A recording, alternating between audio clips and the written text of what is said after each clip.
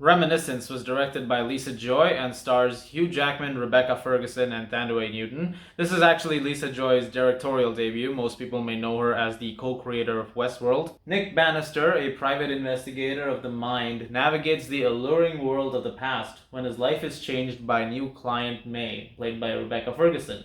A simple case becomes an obsession after she disappears, and he fights to learn the truth about her. I actually read that plot synopsis off of Wikipedia because I was thinking in my mind, how can I, give a proper plot synopsis in my own words? And frankly, I couldn't come up with one because there's a lot in this movie. And I wanted to do it in the most spoiler-free way possible. And I realized that in my head, the description was coming pretty spoiler-heavy. Lisa Joy, like I said, created Westworld, and I've reviewed those 3 seasons if you've been on my channel. I think those 3 seasons are really great. I've really loved what they've created in that world. Season 3 was slightly less good compared to the other two, but at the same time, I still really did enjoy that. And so I was very excited for Reminiscence, not just because of the cast and crew involved, because I think that there was a potential to be really unique here, something very interesting, something very different, and it's a big blockbuster movie which is releasing in theaters and on HBO Max as part of the deal.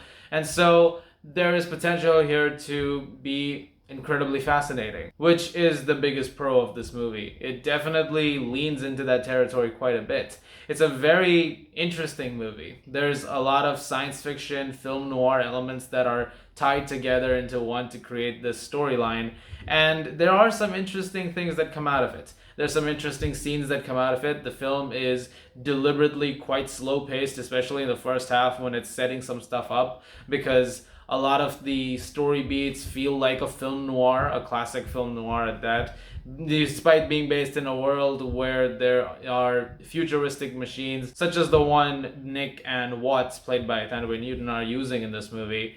But just the way that whole thing is created was incredibly cool. There was something really, really unique here, and I really enjoyed that. I think the performances from Hugh Jackman, Rebecca Ferguson, and Thandiwe Newton, everybody actually, were really, really good. I think they all did a really good job, and they definitely played their roles to the best that they could. Something I really like about this is that very few characters feel wasted.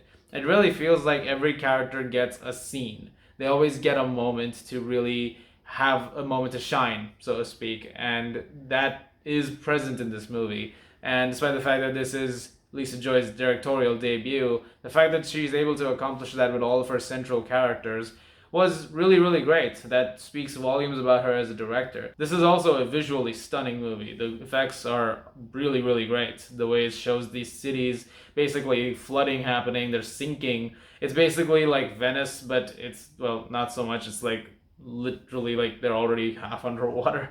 And so they're having to travel into a lot of places using boats, which is also really interesting. And the way that's accomplished, along with a gorgeous Ramin Djawadi score, is really, really great. There's a lot of things to really like about Reminiscence, actually, and a lot of things that make me consider it a fairly decent movie. That being said, the film does run into some issues every now and then, mainly to do with the way it's basically telling its story, because it can feel a bit too stuffed at times, and sometimes it can feel like not every plot point is being given the kind of payoff or the kind of focus that I think it wanted to be given. While watching the movie, I couldn't help but think that there were moments of this that could have actually made a really good limited series on HBO or something like that, because you can definitely see the makings of a larger universe in here. It really feels like there's a world that's, ready to be expanded upon